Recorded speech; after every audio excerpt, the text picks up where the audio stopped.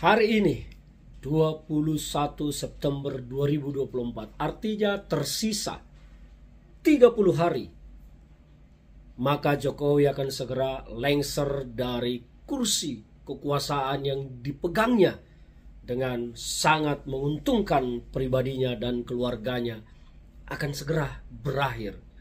Siapa teman-teman yang saat ini tidak sabar dan berharap segera tanggal 20 Oktober 2024 datang, kalau bisa besok langsung 20 Oktober, supaya Jokowi segera berlalu dari kursi kepresidenan yang sudah membelot menyimpang jauh dari cita-cita kemerdekaan para founding father kita. Saya tidak menafikan, tidak menutupi pembangunan yang dilakukan oleh Jokowi, tetapi jangan salah, kemarau 1 tahun, hilang hanya hujan 1 hari. Jadi prestasi-prestasi yang dilakukan oleh Jokowi hilang seketika ketika aib-aib tentang perilakunya, cawe-cawenya dalam demokrasi, menghancurkan demokrasi, dan sekarang aib-aib tentang dugaan-dugaan korupsi gratifikasi yang menyeruak di keluarga ini membuat semuanya itu hilang tak berbekas. Saya salah satu orang yang berharap segeralah tanggal 20 Oktober 2024 tiba, supaya kita mendapat seorang pemimpin yang baru, Bapak Prabowo Subianto, yang saya harap akan bisa membawa bangsa ini ke depan lebih baik, memperbaiki kerusakan-kerusakan yang telah ditinggalkan oleh Jokowi, terutama soal hutang yang sangat menggunung. Ini adalah ancaman besar. Ini seperti gunung api yang sedang tidur, yang siap bangun dan siap meletus, memporak-porandakan semuanya.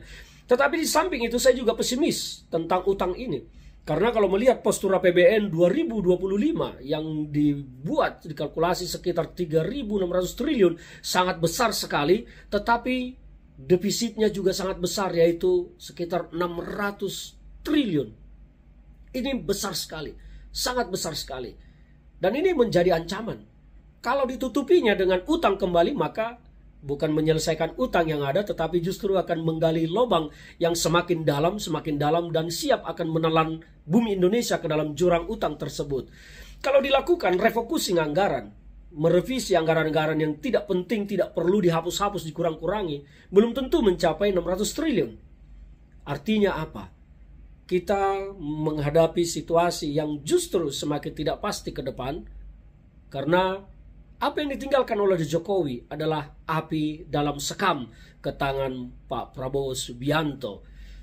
Saya sedikit melihat, apalagi dengan disahkannya undang-undang tentang kementerian, bahwa Pak Prabowo berhak dan boleh membentuk berapapun kementerian yang ada. Dan saya menduga bahwa jumlah kementerian akan segera bertambah karena gemuknya koalisi dan banyaknya program-program yang harus diwujudkan oleh Pak Prabowo dalam janji kampanyenya. Maka dibutuhkan banyak tambahan lembaga kementerian. Dan mungkin kementerian nanti, dugaan saya, akan bertambah sekitar 4-5 kementerian dari apa yang sudah ada sekarang. Maka tentu ini akan berpengaruh kepada anggaran juga. Nah, lantas bagaimana cara Pak Prabowo nanti akan menyelesaikan ini? Apakah rakyat juga yang harus dikorbankan dengan menaikkan pajak, menambah pungutan, iuran segala macam? Maka rakyat yang akan terus-terus menjadi korban dari kebijakan Jokowi yang telah membawa kita ke dalam jurang utang. Sekali lagi, apapun itu, meskipun saya agak pesimis melihat tahun 2025 bahwa kita akan mampu bangkit, tetapi saya sungguh sangat berharap segeralah 20 Oktober 2024 tiba, supaya Jokowi ini segera berlalu, dan saya berharap juga berlalulah semua kesialan yang dibawanya kepada bangsa ini.